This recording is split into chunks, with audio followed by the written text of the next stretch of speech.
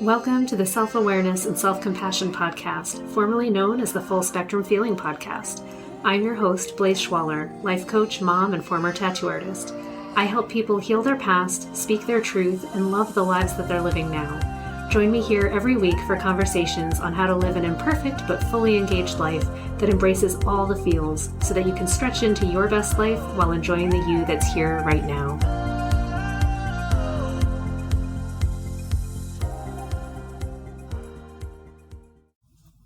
Hello, friends. This week, I want to talk to you about our commitment to ourselves and how can we choose an action that encompasses where we want to be going in life. How do we even decide what that thing is? And how do we make it a part of who we are now? This is something that I work on with my clients, and typically, I get really specific, but I'm going to kind of give you a process to help you as well figure out what your next step is and how to pick it and actually do something to become that person. So when you start thinking about yourself and your vision for your future and who you want to be, most of us get caught in an idea of a task or some kind of label. Like, I want to be a millionaire. I want to have this house. I want to, we have whatever. I want that promotion. And because we have the big label, we haven't broken it down into smaller things. It becomes, it's like glossy and difficult for us to even access or think of ourselves as fitting into that life. So what we need to do in order to become someone who has that or does that, we first need to start thinking about, what does that person do? Why do they have it? What's it like for them to have it? So for instance, let's think about like me right now, where I'm thinking, I wish that I was a person who didn't want to eat chocolate all the time because it's probably not that great for me and it's giving me problems. But I love it. And I've tied it into my identity. So it's going to be a tough one. But that's okay, because I know a lot of you also have things that you want to change about your life or do something different. And we struggle because we recognize, this is a big one, you recognize that something that you're doing now has become a part of your identity and you're not really willing to give it up. So that's the first challenge, is recognizing, what is it about what you're currently doing that you don't want to part with? What is the benefit? What do you think you're getting from it? All of that stuff, and you have to break it down. So for instance, for me with chocolate, for me, it's comfort. For me, it's memories of just joy. I feel like I use it as a reward. Like, I reward myself from doing hard work or whatever, but I actually really like the flavor.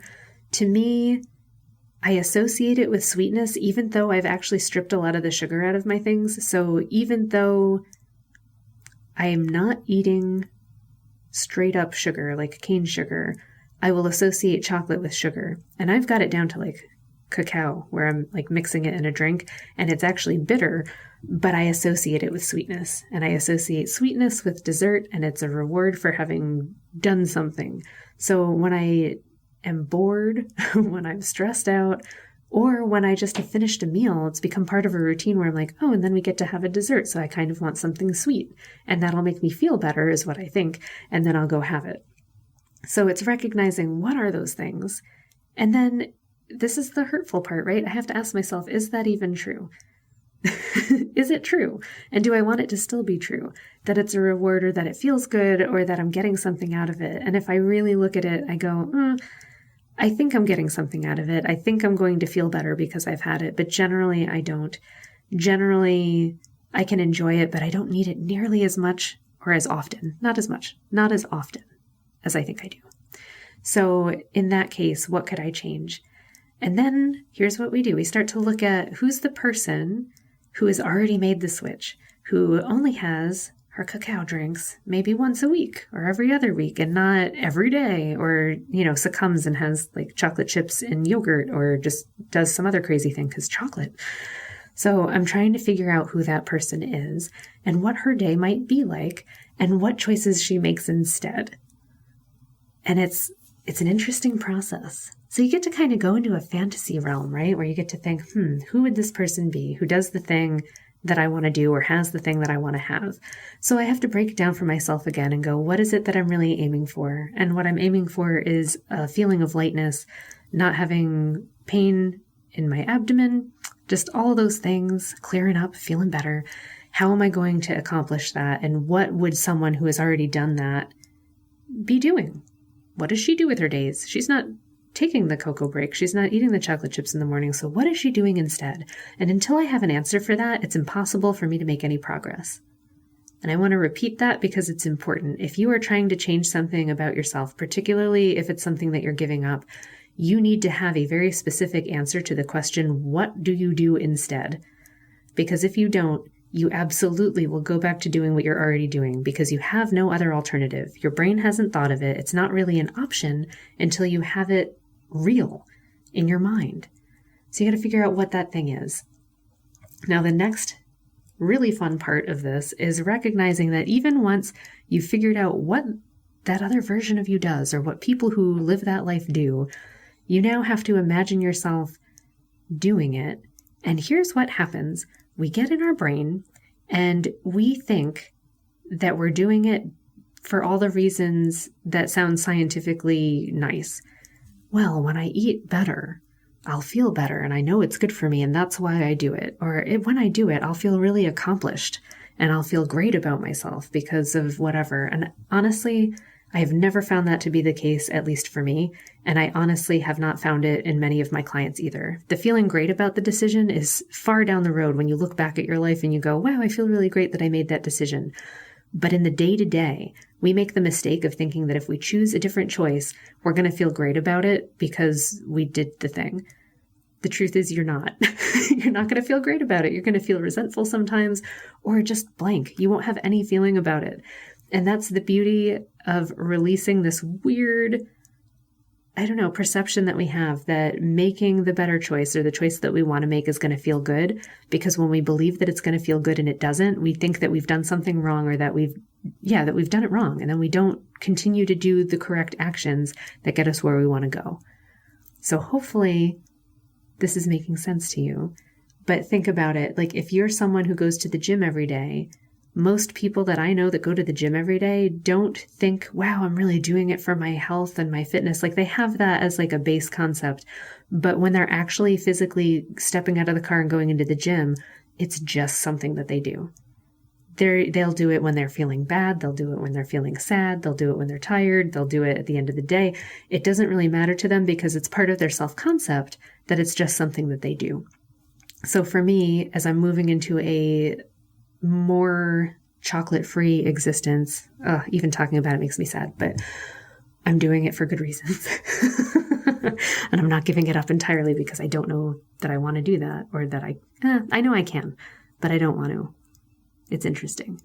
But I'm having to get into the reality that the version of me who has already given it up and is fine with it, who doesn't really eat chocolate a lot and doesn't crave it the way that I do now, has a different relationship with it. And that relationship isn't hating chocolate. It's not like, oh, it's terrible for me. It's just she doesn't think about it that much. She reaches automatically for other things to eat. She enjoys what she's eating and doesn't compare it as much. She's not like, oh man, like this handful of nuts really isn't as good as chocolate.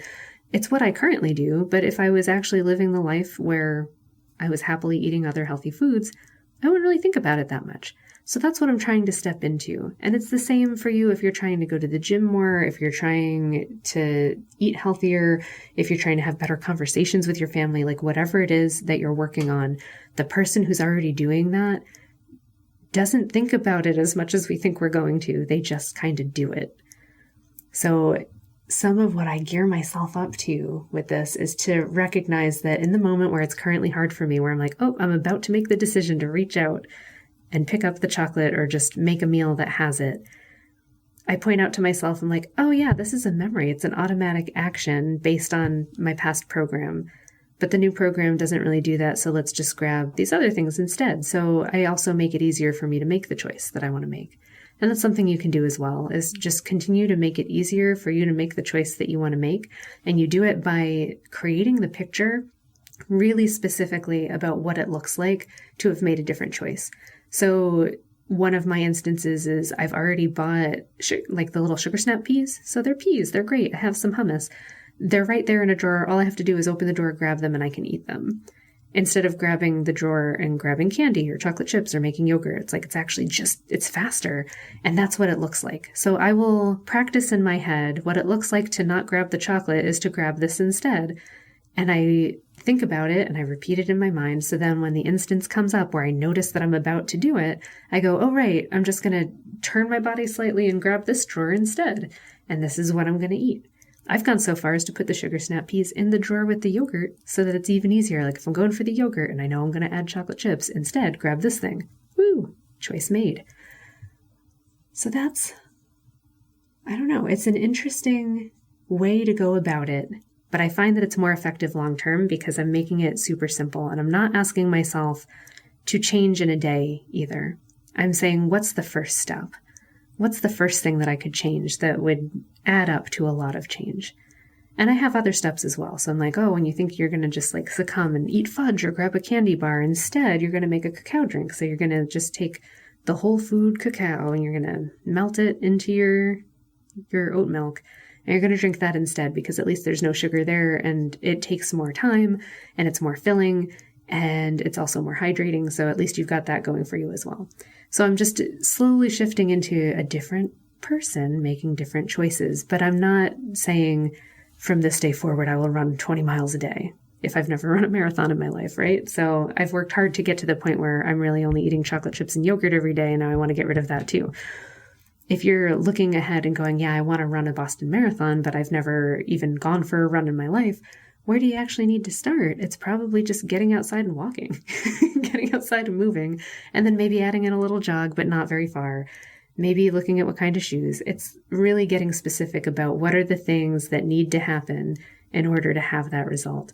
So sometimes what you do is you look far ahead and say, here's the result, and then we rewind it back half a year, rewind it back half a year, keep going backward in time until you get to where you are now and fill in those gaps.